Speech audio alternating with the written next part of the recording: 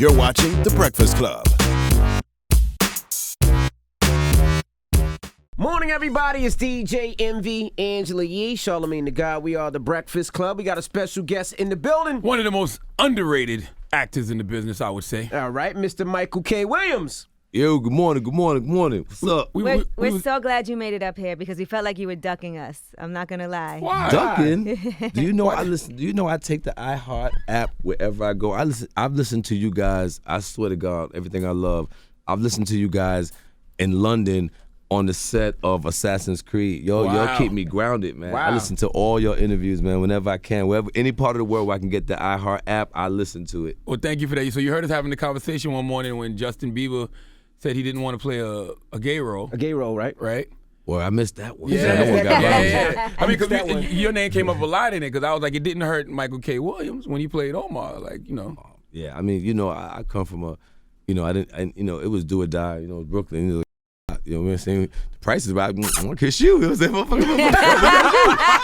What? You cutting checks? I'm from a different era.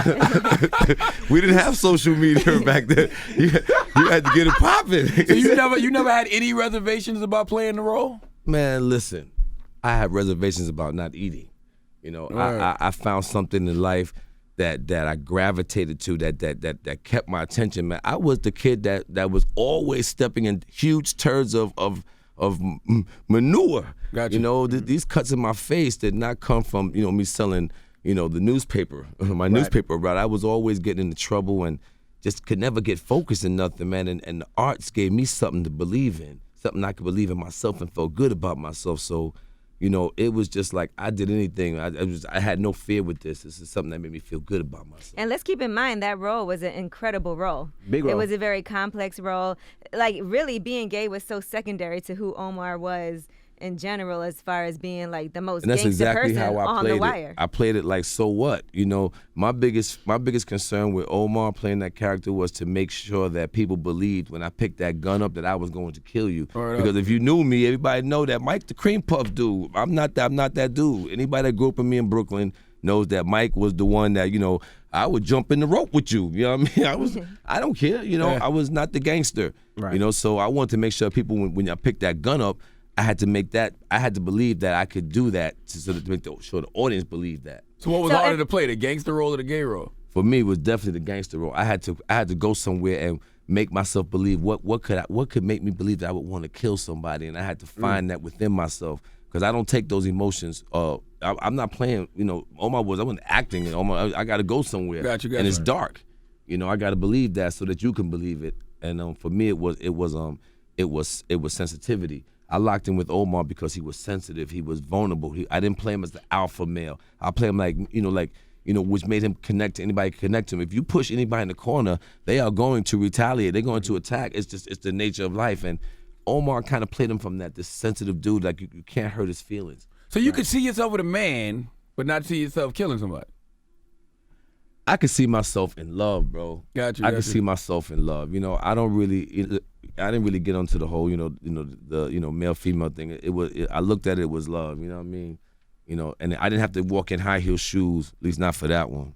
Shout out to the cast of 999. You know what I mean? So you have no problem playing any role? Nah, man, I've played a few gay characters. I called my agent the other day. I was like, this question's going to start coming up in a minute. Happy Leonard, Omar. I got this joint coming out, ABC, called When We Rise, which is based on a true story. Mm-hmm. Oh, I saw. That's the HIV positive. Yeah, man. I had to lose weight. I lost like 40 pounds for that role. Shout out to Ken Jones, San Francisco, the people that, Castro and all that shit. Now, how do you get that energy out of you? And I mean this with all the roles, because, you play Omar on The Wire, you played Chalky on right. Boardwalk Empire, those were gangsters. Then you play a lot of gay roles. How do you get rid of all of that energy? Man, Charlamagne, I'm so glad you asked that because, I had to learn how to wash my psyche, man. This kid, man, my little brother, man, in Atlanta, this brother, like, 21 years old, we was chilling in Atlanta, I was on the set of Bessie, and the kid was like, he said, man, you look stressed out.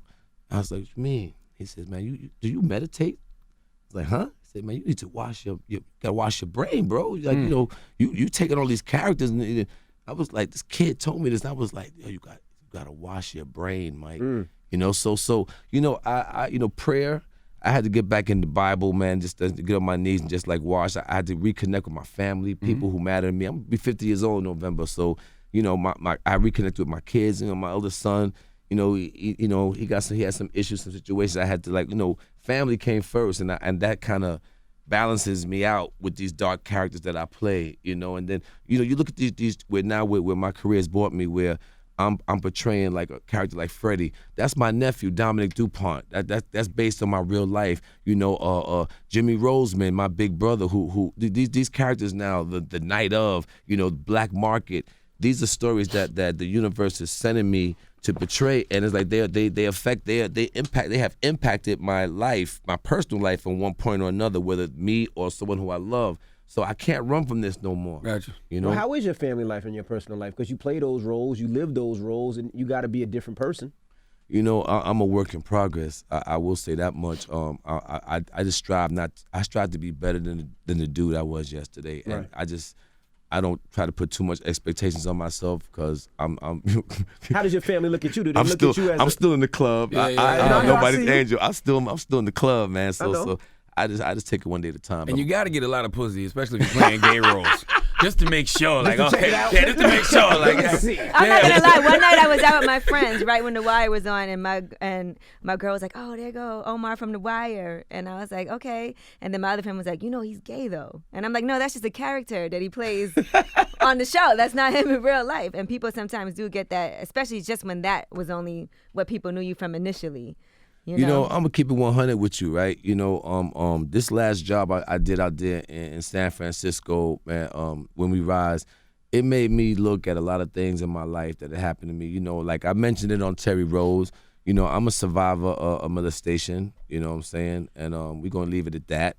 You know, and yeah, I did question myself, and we're gonna leave that at that. You know, but you know, where I've been is really nobody's business, and what I do in my bedroom or have done in my bedroom, I'm just not, you know, I'm not at liberty to talk about that really. But I will say this much: I definitely had to look at some things in my life and some questions I had in my life, and that got aroused in me playing my characters. You know, so I'm there with it right now. You know what I mean? I like hearing you say that too, because there's a lot of kids that are still trying to figure out, you know, their sexuality because of situations like that. And themselves, And yeah. they end up killing themselves because they're young, but you older and you still dealing with it. And I like the fact you say you're still a work in progress. Like, Yes, sir. you're just trying to figure it out. Man, yeah, I'm gonna stay young at heart, man. Big Ho say, you know, young forever, bro. I want to be wise. Word up. I definitely want. I want to get wiser, you know. But I'm gonna stay young at heart forever, man. I love youth. Now, when I was watching Black Market and I saw you in Newark and going to the church that you say actually kind of helped save you, Yes, sir. I was surprised to hear some things on there. Like, you know, people picture you're on TV, and they automatically think, oh, he's got money, he's doing well, he's on TV. But you said things weren't so great for you. No, The Wire. I mean, you know, I lived in the projects in Vanderveer. Shout out to all my true Veer heads in Brooklyn. You know what I mean? I was living in Vanderveer up until the second season of The Wire, where I got evicted because I was on drugs. You know, so you know, at that point in my life, I'm on a TV show. I'm literally, Successful TV show at that I'm homeless. You know, I mean, when I say homeless, you know, shout out to Mom Dukes and you know, my family that was out of state. You know, I just, you know, it was either that, my mother's couch, or sleeping on my kids' bedroom floor on Staten Island. You know what I mean? It was rough. And the only place where I could really be myself, because I had some issues I was working through. I was partying. And the only place I can do that and be safe was with these dudes, my brothers, you know, out there in Isabella or in Newark, New Jersey, man. Shout out to the Hill family. Those brothers took me in, you know. And I had people who loved me who could take me in, but did I really want to go back and live in the projects? Right. You know what I mean? You know, And this is shout out why to you my on man HBO L. every week? I was on HBO. My man L. Lamont, shout out to him. He had me. He had a little. His wife had a little apartment up there on off the FDR. Man, I was hungry, man. I made a lot of bad decisions early on in my career, and it's the grace of God that, you know, you ain't had no damn TMZ on me out there, you know, Right. because I don't think them cameras was coming to the parts where I was at. They wasn't rolling over there. What kind of drugs was they selling in the 90s that you had so many functioning drug addicts that could Even win. in the 90s, 2000s. Yeah, early 2000s. 2000s. DMX made Charlamagne, 33 million. You on the wire. I'm a dinosaur, man. There's very little I haven't done. Yeah. I got dinosaur blood in me, but you know, it's just, you know, my downfall. You know, I'll keep it real, honey. It was coke at one point. You know, yeah, I did smoke it. It was the 80s. You know what I'm saying? The 80s and the 90s. You know, we didn't have examples of crackheads. That was, excuse my language, it was shown to me as being something sexy. You know, dudes and women on the dance floor with leather and suede and fox, with, you know, hitting their personal pipe on the dance floor, throwing their hands up. I thought that was sexy. You know, I was in them places way too young. Yeah. You know, and I saw way too much, way too early, and you know, I got exposed to a lot, and I got a little turned out, but you know, saying the grace of God, I'm here today to talk about it. How do you play those characters? Because you play some of those characters, even in the night of. You know, you're using drugs in night of. Does that bother you when you have to play those characters? Is that a character's like, nah, I don't want to do that, or you just like, I'm acting? You know, I don't have the right to say I'm not going to do something. If I don't want to do something, and the characters, like, once I believe the world is real, I mean, you got to do it. You got to commit to it, or don't do the job. You know, but Freddie was definitely, yeah, that beat me up. But let's talk about. Does it make night you of. want to relapse? Yeah. Really? Yeah. In a word. Yeah, to keep it 100. Because you were cooking it up, you were putting it together. Yeah, I mean, the whole thing. I don't play with that. You know, it's real. You know, those feelings when I've committed murder in a character, those emotions are real, bro. If it looks real to you, it's because it felt real to me. Right. You know, and you gotta, like you said, what do you do with those feelings, those emotions? Those things create energy. They have to go somewhere, and you can't keep them in you. You know, it'll cross you up. Yeah, but you can't just go around killing people. You you cannot go around. You might have sex with a man. You might can do some coke, but you can't just kill people, Michael. That is not cool. You know what I'm saying? Did it ever affect you getting to work on time and taking care of your responsibilities? A time or two, you know, but you know, I would like to say that I have a pretty good track record in my 20-some odd years in this business. You know, I like to say that, you know, I'm known for being on time, doing the work, and being respectful, and keeping my mess to shoe level, as we say. All right, so let's talk night of. Yes, let's talk yes, night of. yeah. Like, I know you got some questions. First thing I said was I was disappointed in the finale. Yes. All right, but before we get to that, how did you get the call for the night of, and what made you play this character? I got the call like everything else. You know, I auditioned for all my parts, just to, you know, go put yourself on tape, blah blah blah. And what attracted me to the role was the writing. My audition scene was the monologue, the speech about the Kenzenyatta.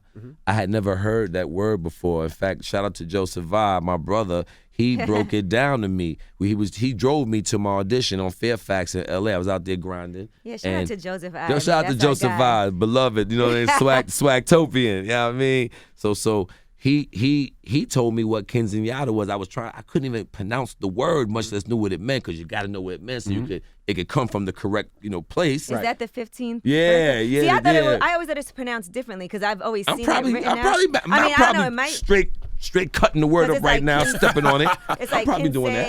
I don't know. I don't know, but Kenzenyatta. It's going to be Kenzenyatta right now. You know, so I mean, so it was to get back to your question. It was the writing. Right. The writing. You know, shout out to Richard Price and Steven Zalian, man. They're geniuses. I was what they surprised. do. 'Cause I haven't seen a show, and I tell these guys this. I haven't seen a show like this in a long time, where it's kind of like a Usual Suspects, where it makes you think. And I haven't seen a show that really makes you think, with plot twists and turns, and could he be guilty? Could he not be guilty? Who could have done it? So I was very excited about the show. And then when I seen the finale, I was off social media for the last couple of days. I was like, nobody's going to ruin this finale. And then when I seen it, I'm like, whack. It was weak. Let me ask you a question. Why did you think that? What made you think it was weak? And what did you want to see? Because for everybody who hasn't seen it, there's a female that dies, and there's a guy in there that they're trying to say that killed it, and it's a hung jury, so he gets off. The problem was, I want to know who killed the young lady, because we never find out who killed the young lady. It could have been him. But you find out in season 2, right? There's no season 2. We're not. Well, there's technically no season 2, but that is true. You know, and to your point, you are correct. There was a murder that went unsolved. Right. But what the writers, I think, in my mind, what the writers were trying to show you was we got to watch a whole nother crime happen while we're waiting to see what happened in the initial crime, which was how Nasir got treated in the judicial system. That was a crime that we watched happen right in front of our eyes. We didn't have to wonder who did that. You know, our system failed that young man. You know, he was like I said in an interview, that man was innocent until proven poor. Because had he had the money to get the powerful lawyers, the right lawyers, you know, it is my belief, what I've seen in past, you know, situations in this country, that situation would have probably been handled differently had he had the proper lawyers. He went in there as a Muslim with no money and having been accused of killing a Upper West Side white girl. Done. Right. Yeah, basically. And he had no record. He was a good kid, college kid. They had him as a flight risk. The dude had no passport. Right. Where's he going? And they kept on acting like, they kept on calling him an Arab all throughout. Yeah, you know, so you know, I think that's what the writers wanted to you know, and shout out to J.D. Williams, man. I loved what he, you know, I loved his rants and his anger and his character, man, especially in the season finale on when they had him on the stand. You know, they do that to us. They duke us all the time if we don't know our rights. Right. You know what I mean? So, you know, that's you know, and it could happen to the best of us, you know, which is you know, why I decided to come out and speak publicly against a mentor of mine who I respect and love a lot, which is Jimmy Roseman, who he believes, you know, there was some mishaps in his trial, in his case. Jimmy Henchman. Yeah, Jimmy Henchman. You know, knows him. You know, but you know, we gonna keep it 100 and just, you know, and you know, Henchman has a negative. You know, True. Yeah, True. true. This man is fighting for his life here. I think we could ixnay on the Henchman. What role did he play in your career?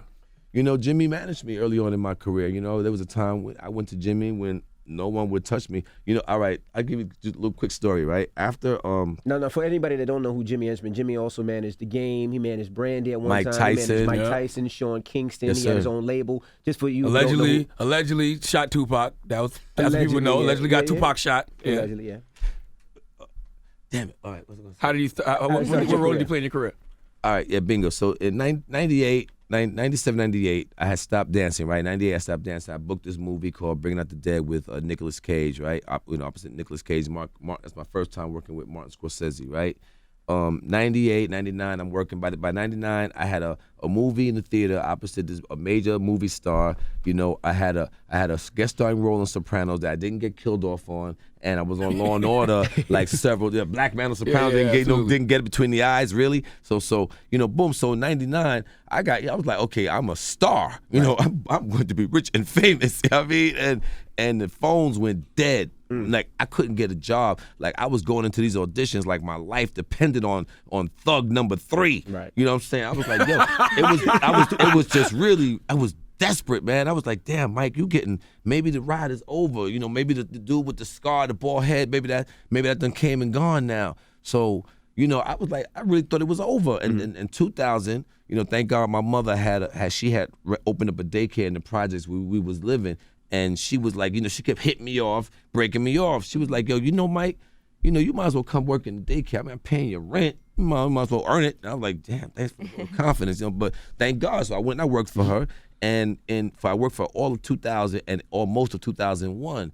And when I decided to go back into business, I borrowed a lump sum of money from her, and I recreated my reel, my headshot. Right. I had to reintroduce myself, and I made this gaudy, over-the-top reel with all my music videos. It was like a 20-minute reel. The average reel should be like 2 minutes. You know what I mean? So, but I'm back. You know what I mean? Did you put makeup over the scar? Did you feel like you had to do it? No. I had the Okay. cameras in my projects. I said, Gotcha. you know what? Because dudes used to always, the white people used to always be like, oh my God, he's so nice. But where does he get these thug roles from? Like, you know, early on in the music videos, I was like, this is where I got it from. So I showed that my world, where I came from, and it was like a little mini movie. Right. And I put together a hit list of 10 people. Jimmy Henchman at the time, Kedar Massenberg, Jackie Brown Carmen, Shakim Kapoor, Queen Latifah. Shout out to Dana. You know, a couple of more people, and I sent it. My homeboy, his mother worked at Tiffany's. She gave me a discount. I bought Tiffany's pen and put it in the box.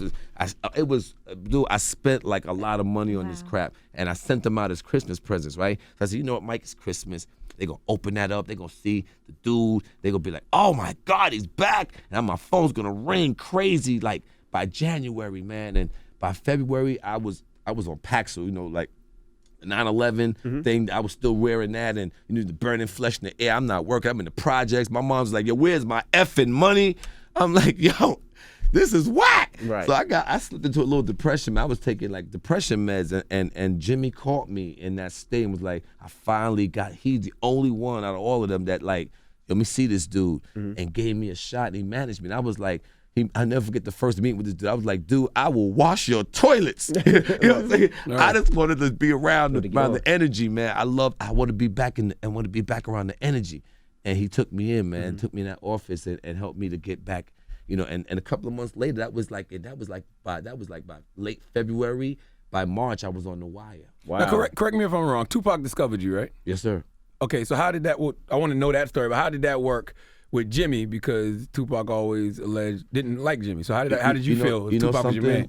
Again, let me reiterate. I am the spokesperson for the cream puff dudes. I do. Let me tell you something. I do not involve myself with certain conversations. That was none of my business, Charlamagne. Now you want to go shopping? You want to eat? I know where all the fly restaurants is at. I can tell you that's my thing. You know, I know the new dance steps. Absolutely. You know, I don't know what Pac was doing there, and I don't who got know. Shot, why? That is none of my effing business. I mind my business. That's why real dudes mess with me, because I mind my business. But that's real too. I mind my business, and I'm the cream puff dude. I'm not violent. You know what I'm saying? I'm not the violent dude. How did Pac find you?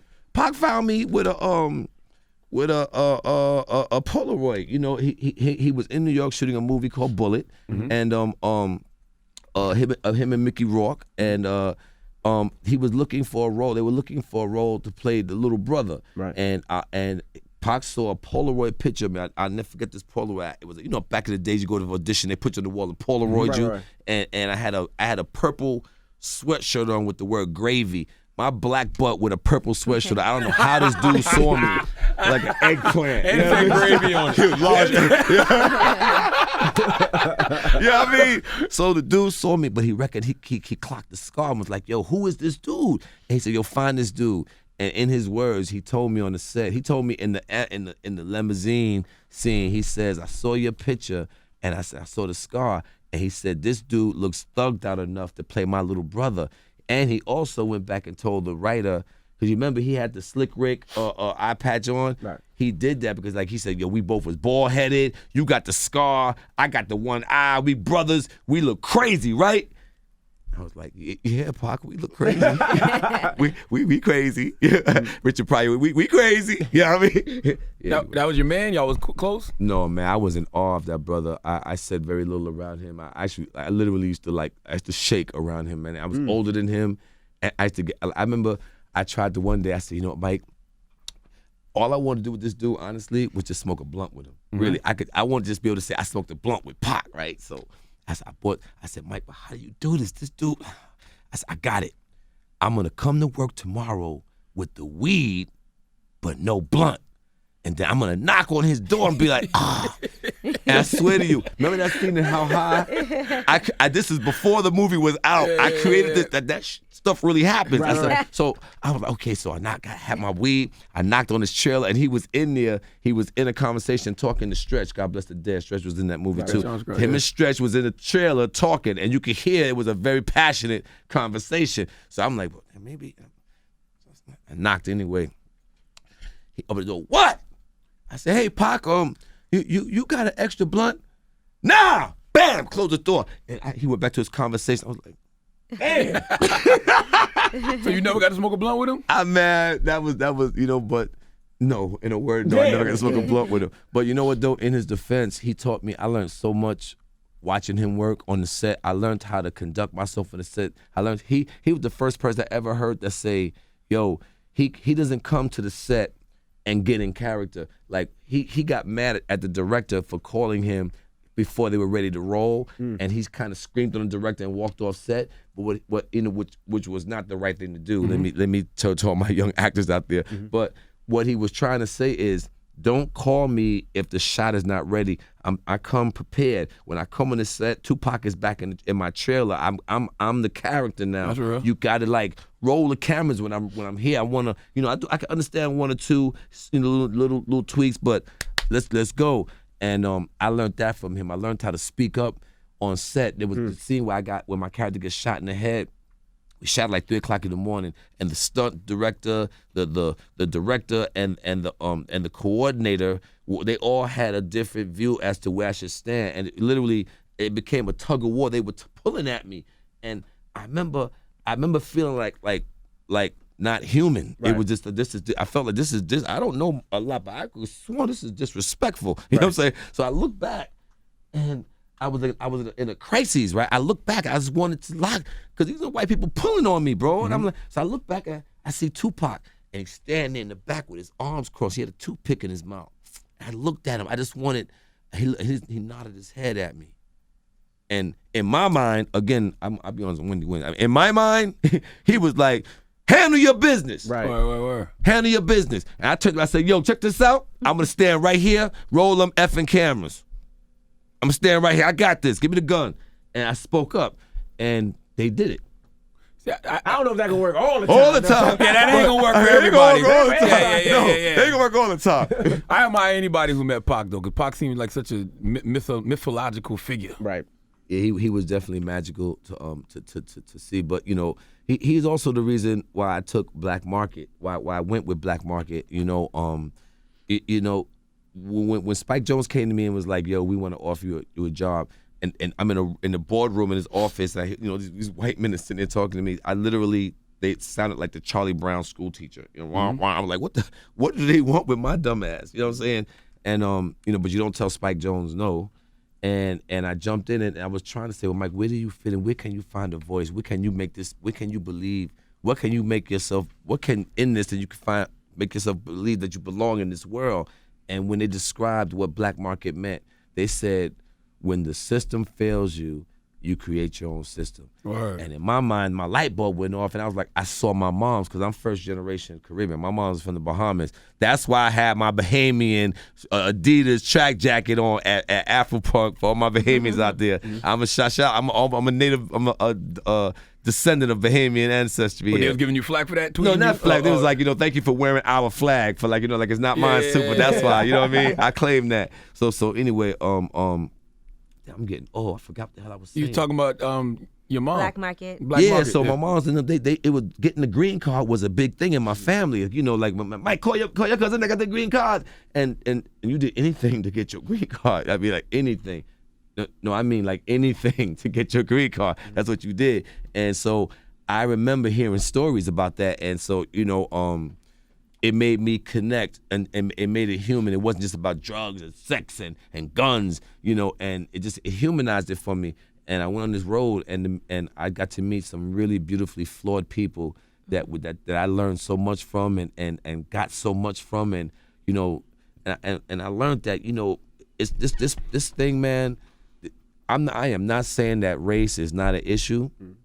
I am not. I am a dark-skinned dude with scars on my face. Mm-hmm. I am very blessed to be here, and I know that my life is not the norm. I make no qualms about that.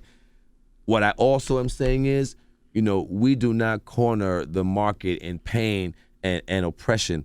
I went around the world with this Black Market, man. Those are not actors. There was not one thing written down. These are not no script. This is not a scripted reality show. Though what you hear these people saying, those guns, those bullets are real. If it looked like I was scared, it's because I was. Right. I was talking to real people out there, and the one thing that everybody had in common, no one was proud of what the heck they was doing.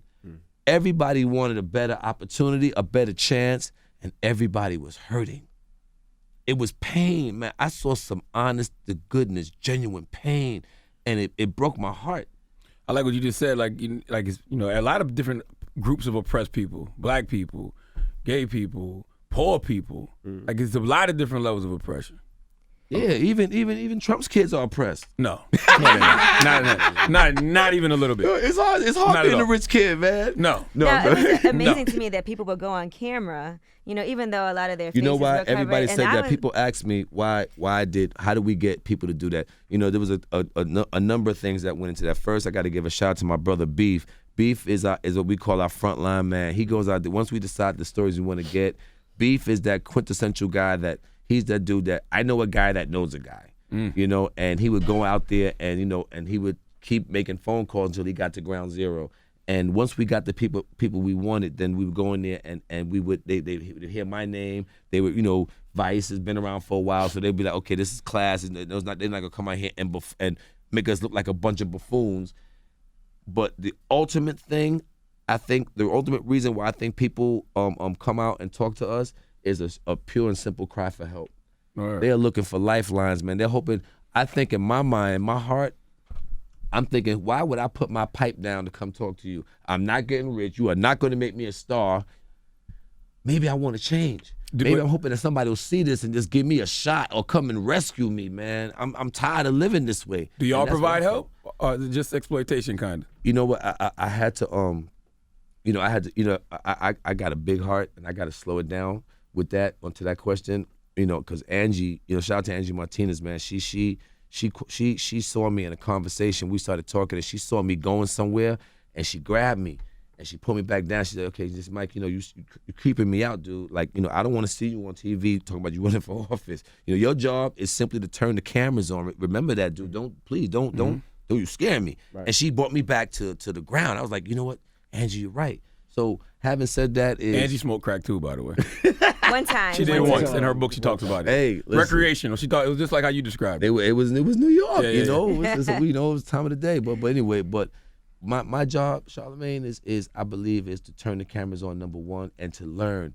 I'm still learning about what's wrong in my community and what part did I play in it, and how can I make so I'm taking baby steps here with, and in regards to the network, I did speak to them about, listen, there were certain people out there that touched my heart. That young man in Chicago that took off his mask and said, "I don't want to die out here on these streets. Take me with you, Omar." And he died out there in them streets. Them two white kids you see out there, Dennis and Ronnie, they broke my heart for obvious reasons. This young lady was born addicted to crack. He was turned out at 13 years old. Somebody saw that he was good with his sticky fingers, and said, "Let me turn him on to the product so he can go steal for us and get us and turn us on." These kids never had a chance. That broke me. I wanna know what they're doing when the cameras are not rolling. But I gotta bear in mind that I'm not a social worker. Right. I don't have the tools. I really don't know what it's gonna take to help them. All I can do is share my story. Those stories affect me because I've been there. I know what it's like to have loved ones who've been murdered on these streets or who have murdered on these streets. I got cousins, I got family on both sides of the track. I know what it is to be strung out on drugs personally. So those stories affect me on a level that I can't even, we need a whole nother hour to really get into in here. Right. But all I'm gonna say is I have nudged the network, and we're working on things because we didn't know it was gonna get this much. Right. We're working there we're creating like a hotline number where people can call in. I looked at my social media, and this woman, I posted up the thing for the lean, right, the little trailer, and this woman hit me on Instagram, right, because my son got me reading the Instagram comments now. So the woman said, "You broke my heart just posting this trailer. My son is strung out on lean." So I took that to your son? No, this The woman. woman. Oh, the woman. Okay, gotcha. So I took that tweet, that message to the studio. I said, "Listen, this is what's happening. This is why we did this. In my mind, this is why we put this show on. We got to find a way to answer this. What do we do?" So we working on it, man. We working on it. Now you're the ambassador of American Civil Liberties. The ACLU. What? The ACLU is an organization that's been around, a nonprofit organization that's been around that speaks to social injustice, for whatever it may whatever it may be. A lot of that going around. And in my time, I'm on my knee at Simone right now, and in my time, I find myself in is social injustice, mass incarceration, and the reasons, and that I find that it's wrong that we fill our prisons with the mentally ill and nonviolent drug offenders, and even the people who've been wrongly offended. Shout out to my brother. The brother got notes. He got notes. Yeah. Shout out to my brother Derek Hamilton, who did 21 years, falsely convicted of a murder. Who was convicted by the same judge that Jimmy Roseman right now is finds himself under the gun by. So I'm like I said, I am nobody's politician. I'm nobody's lawyer. I'm just going to use my 5 minutes of fame to shed a platform on things that matter to me and things that I find myself involved in through my craft. I can't run from it. Black market, I can't run from it. The night of, I can't run from it. So these are issues that I find myself in. They affect our society, the times we live in now. So I would be grossly, in my mind, grossly misserviced if I don't speak on these topics that matter to me. So that's why I'm here. How do you feel about the stand Colin Kaepernick took? Come again? The stand Colin Kaepernick took by not standing for the flag because of all the social injustice that's going on. Oh, I respect him. I respect him, and I got to respect all the athletes because we black and brown people, we dominate at the athletic arena, and for years we were told to be good boys and girls, and don't smoke, don't drink, and don't say nothing. Don't you dare open your mouth. Just smile and nod for the camera. Yeah. Be happy to be here. And I respect these athletes today who are speaking up. But like Spike Lee put on his Instagram, it's been going down. Like my brothers from back in the Olympics who rose their hand. Yeah. So. And this brothers, that's his constitutional right. Absolutely. And I respect him for shining light on what he sees is a problem as a biracial adopted child who had a privileged life. I respect him for taking the time out, for using his platform, his 5 minutes to shed light on something that matters to him, because this is the time that we find ourselves in. Somebody's got to say something. We can't all just ignore all the stuff that's going on. And again, I am nobody's politician. My job is I am merely an entertainer, but I've been given a platform. Right. And it feels like a lot of information you have is based on the roles that you played in the project that you've taken on.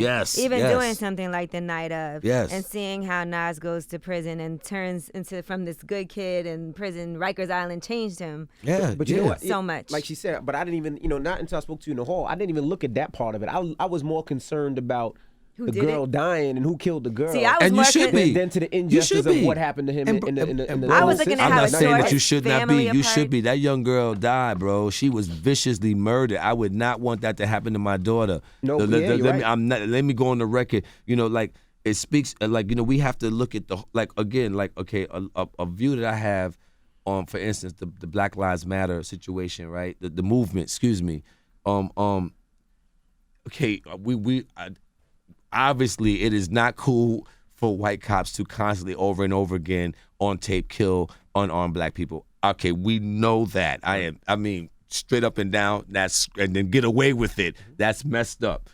It is also messed up that Chicago is we are in August, and they are at 450 some odd murders. All black, all by the hands of other blacks. I think they had 80 last month, right? Yeah, we can't march for one and not march for the other. So when you tell me that Black Lives Matter, what do you really say? What are we really saying here? We only march when someone else kills our children. What happens when you kill my son?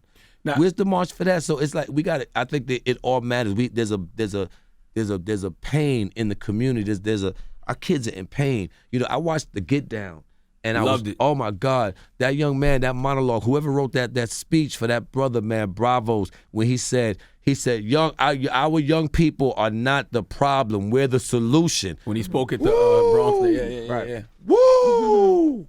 Powerful words. I got goosebumps right now because that's where I'm at with it. And I just want my kids to stop dying. I don't like it when the white cop kills him. I don't like it when Raheem from apartment 6F killed him. That's real. I don't want my kids bleeding on the street, bro. Stop it. It's disgusting. So I'm coming at it from a different Right. In my mind, it's a different perspective, a broader perspective, and I'm not trying to offend nobody, but it sickens me. People act like we can't walk and chew gum at the same time. You Bro. can go out there and protest against police brutality and go out there and stop our people from killing each other. Absolutely. Like, it's perfect. We can do that. Yes, we have the resources, and we have to. We have Yeah. to, because at this rate we gonna lose.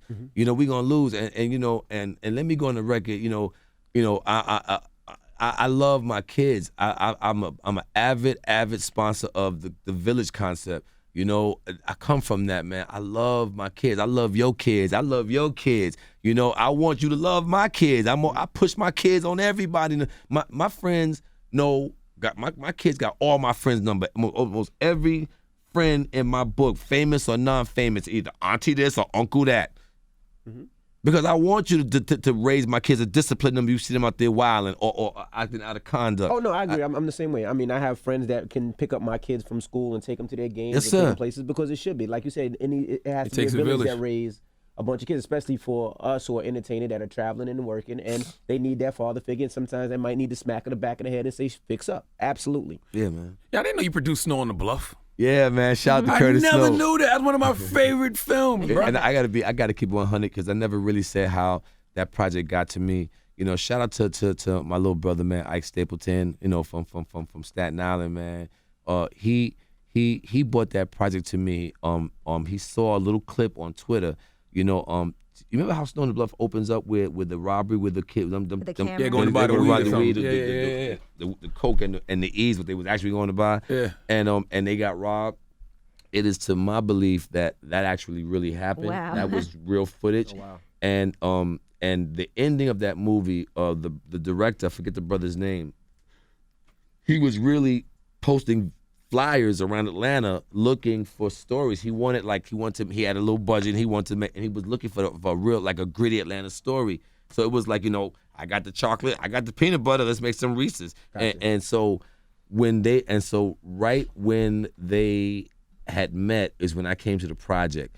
They had put that clip out on Twitter, and and my man Ike brought it to me and was like, "Yo, MK, you need to look at this."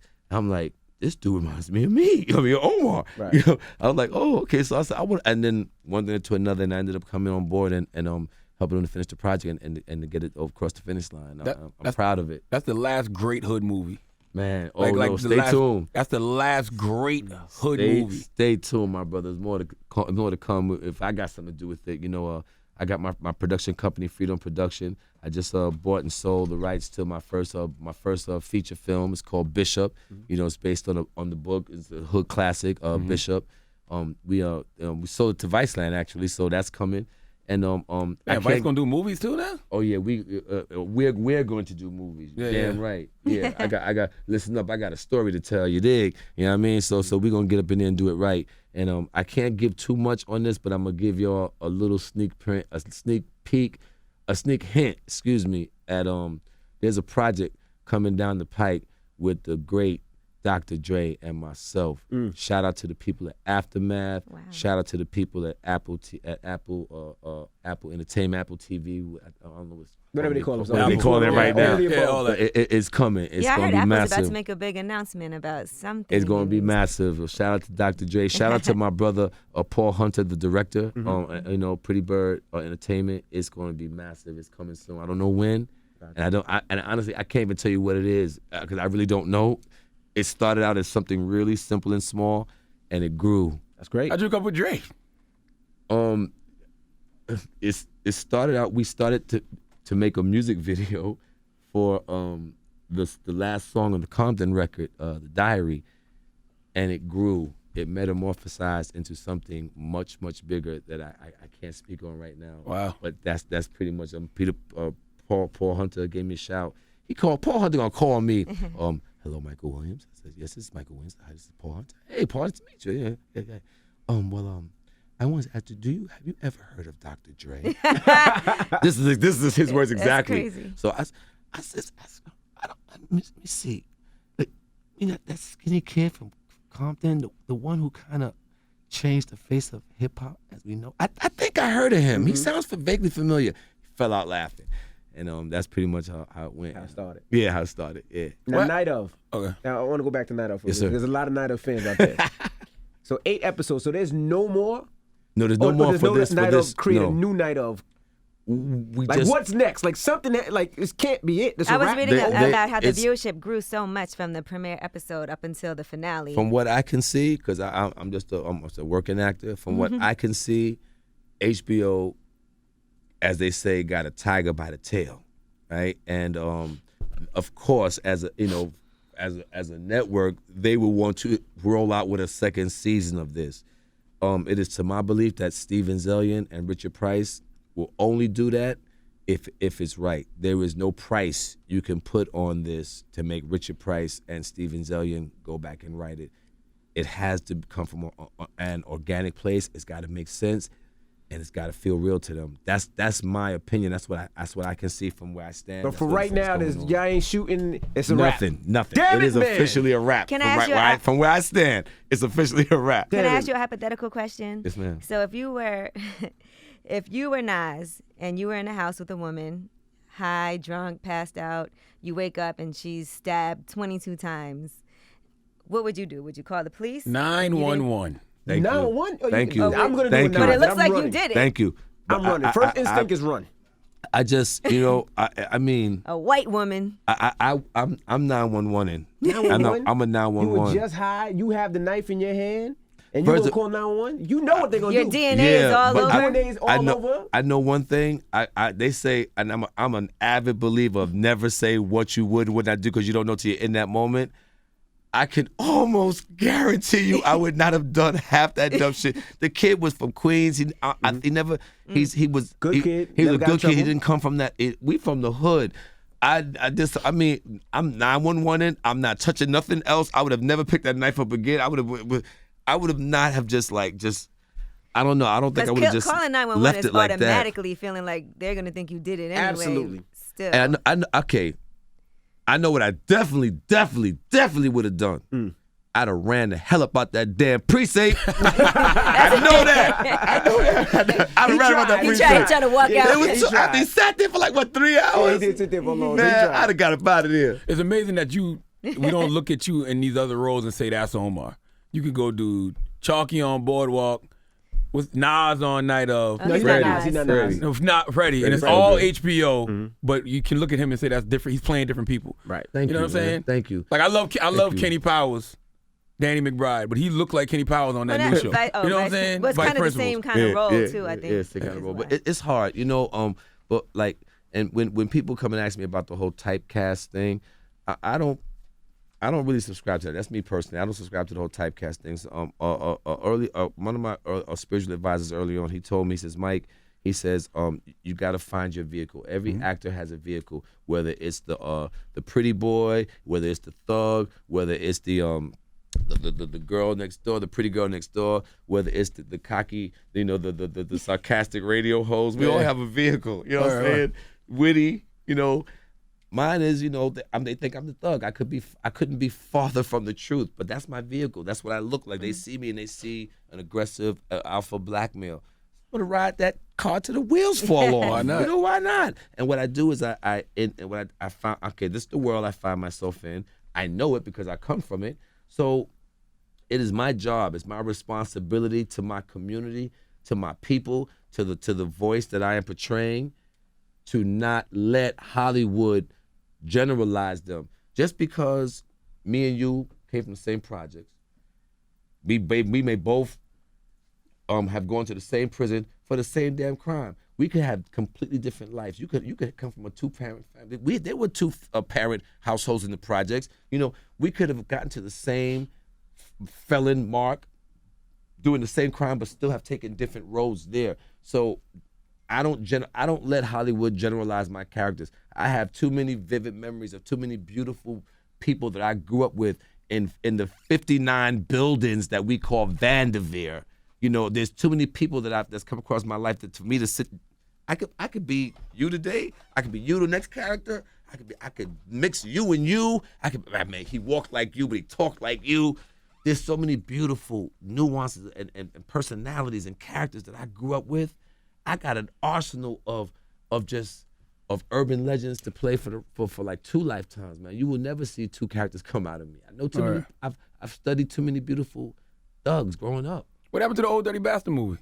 I don't think that's going to happen anymore for a number of reasons. I think it was we got to in the 11th hour, we were almost at the finish line. I think something happened with his wife and the rights and the producers. You know, so even if that did turn around and start heading back in my direction, how old was ODB when he passed, when he left us? You older than him. Way older than you see where I'm going with this, right? You see this is not makeup. You know what I mean? I'm like, come on. I think there's a younger brother who could do it justice and bring him to life. I'm moving on, man. I got my eye on Miles Davis right now. Oh wow. Now people gonna kill me if I don't ask. How did you get this scar? Oh, I was in a bar in Jamaica, Queens on my 25th birthday, and I got really drunk. What bar? I don't remember. Remember Q Club?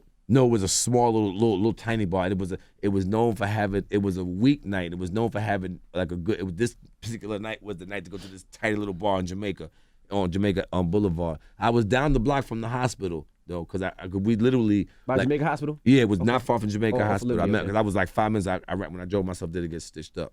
So yeah, 25th birthday, and I remember I was drinking. I called it the potion. I was mixing Baileys and Absolute. And I would call it the potion. And and I entertained the conversation that I would have normally ignored had I been sober. And I got jumped. I got the crap beat out of me. And that's literally what happened. To do how I got cut in my face this was actually the first cut, the first hit of the fight. Dude spit a razor. He kept saying, what? Like, you know, and I was saying, dude, like, what's your problem? Like, really? I thought the situation had resolved already because it stemmed from an earlier situation, and I thought it was over. He kept walking behind me, like, you know, sizing me up, you know, kissing his teeth, sucking his teeth, and like, what? And I'm like, you know, like what? Like, dude, what? And he kept saying, what? But what I you know, in hindsight, what he was doing was he was getting that razor ready. And I was like, dude, and I remember my last words to him was, dude, yo, we all black, man. Well, why we gotta be like this, man? We supposed to be all brothers. Why you in my face like this, bro? And he was like, what? Woof.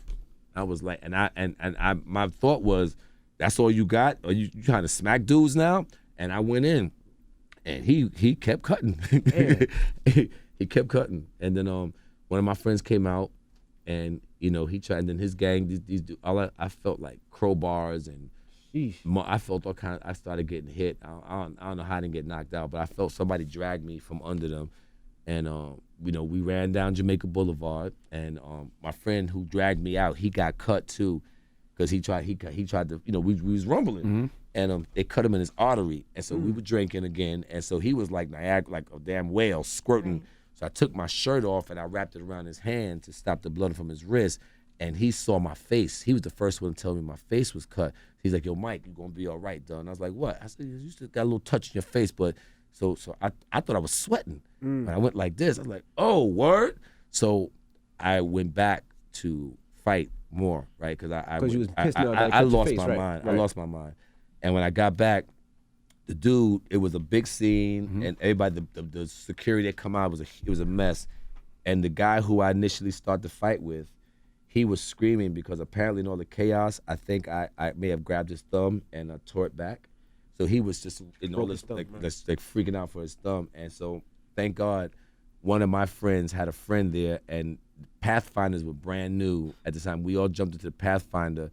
And I was just like, I want to just fight. I had never been that angry before. And but I saw my friend was, you know, from the time we ran back, when I was tying his hand up till we got back to the club, he was barely standing. He had lost so much blood, so I thought he was going to die there. And so I said, we got in the car, and thank God we drove to the hospital, and the rest is history. Man, you need to be working on your biopic. Talk about old dirty Miles Davis. Oh, man. God bless him, but damn. Yeah. Man, well, we appreciate you blessed to be joining us, here. man. The stories today, I amazing. know. blessed Are you to still be a great here. dancer? I still boogie. You know, I'm a house head. You know, Yeah, I'm a house head. While yo was in the tunnel, I was down the block at the Sound Factory. You know what I mean? You I'm need a that role dude. that incorporates some dancing or something. I would love that, Did you man. do I How that? would you love playing that. that? See, that's the problem. You playing all these gay roles and ain't did a dance role I ain't yet. did a dance What the hell role what yet. you doing, man? All they That got me would be doing is kissing incredible. dudes and busting guns, man. I gotta do something. I can dance. I can dance. You know what I'm saying, Sean? Was it for Madonna? Did you dance for Madonna? I didn't dance for her. I was in the video, those secrets, the video secrets, and we shot there on 5th Ave and 125th. I'm just like at that. By the time I did the Madonna video, I was the dude with the scar. They thought I was a model. I mean, but now I danced Thought for. you was Seal. Yeah, I ran with that though, cause Seal gave me. No, I said these were tribal markings, cause I heard Seal say that. And shout out to my brother Seal, man. That's my big bro, man. I told him he gave me the courage to take the baseball cap off, cause I was like this. You know, I was like, yeah, what's up? I was always high, I had buck teeth. You know what I'm saying? So, Seal gave me the courage to take the hat off, man, and just be like, yeah, these are my tribal markings. I'm from that same tribe as Seal. I'm dead serious, bro. I used to say that. I used to say that because I didn't want to tell that long story. Right. You know? Well, we appreciate you joining us. Yeah, man. Thank y'all for having me, man. Keep doing what y'all do, man. Thank you, Real brother. talk. I love y'all, bro. All right, it's Michael K. Williams. It's the Breakfast Club. Good morning. If superior hair extensions, clip-ins, and tape-ins are an absolute must, you have to get the #1 rated hair extensions in the world. Her Imports is 100% certified real virgin human hair and trusted by celebrity stylists worldwide. Celebrities swear by our products, and now you can too. We now offer financing for our products at herimports.com for a limited time, or go into one of our convenient locations in your city. We offer 100% Indian Temple bundles that will have you looking flawless for years. Visit us online right now at herimports.com.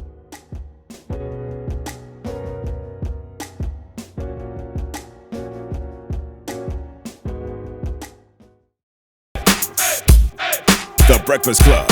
Every weekday morning. Tune in